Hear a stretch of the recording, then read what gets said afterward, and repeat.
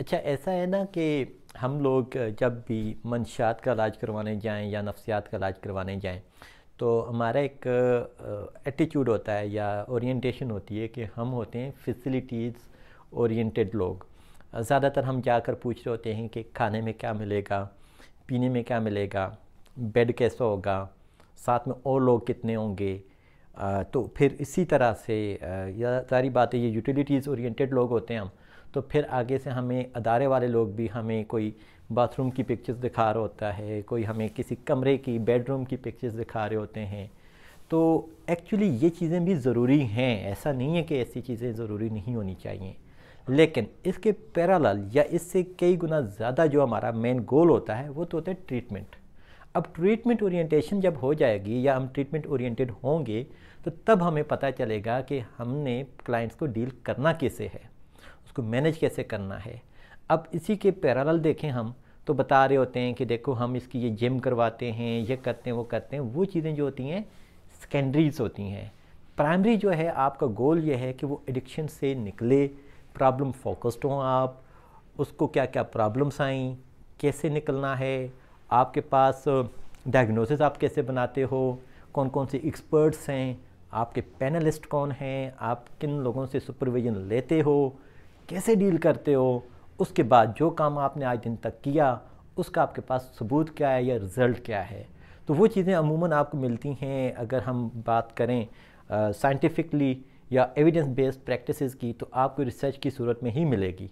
जैसे कि आपको एक प्रॉब्लम आई, आपने देखा नशे की या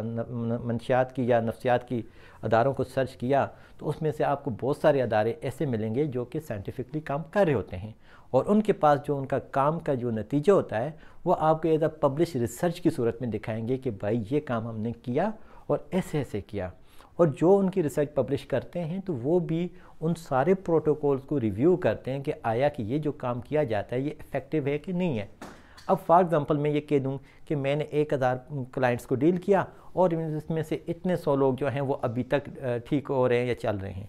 कहने को तो मैं कह दूँगा, लेकिन साइंटिफिकली या हमने किसी सेमिनार में या हमने कहीं पे किसी जर्नल में जब हम उसको पब्लिश करेंगे तो उसके ऊपर और भी एक्सपर्ट्स के क्वेश्चंस आएंगे,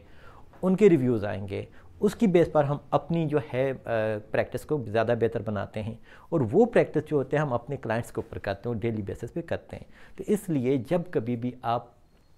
कहीं भी जाएं, ठीक है, उस अदारे का जांचने के लिए, उसके काम को जांचने के लिए इन तमाम चीज़ों के साथ साथ ह्यूमन राइट्स को भी देखें, उसकी मैनेजमेंट को देखें, उसकी बाकी चीज़ों को, ताकि हमारा क्लाइंट सेफ़ रहे, उसको सज़ा के तौर पर उसको ना पता हो। और जब वो यहाँ से चला जाए तो ज़िंदगी में कभी भी उठ के वो किसी भी चीज़ के बारे में कोई क्वेश्चन पूछे, फैमिली के पास भी उसका जवाब हो और अदारे वालों के पास भी उसका जवाब हो कि भाई ये काम हमने क्यों किया था। अगर किसी को उसके घर से पिक करके ले आए, जैसे कि एक कल्चर बना हुआ है कि हम घर से बंदे को उठा कर लेकर आएंगे,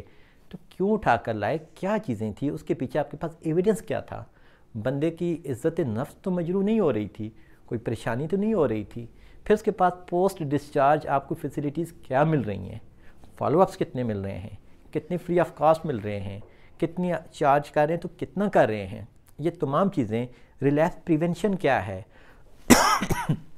तमाम तर चीज़ें जो हैं आपके सामने होंगी, जो कि क्लाइंट को देर पास सोबर रहने में मदद करेंगी। अदरवाइज़ यहाँ पर बंद किया, वहाँ पर बंद किया, 6 महीने इधर हो गए, 3 महीने उधर हो गए, फिर निकाला, फिर डाला, ये किया, वो किया,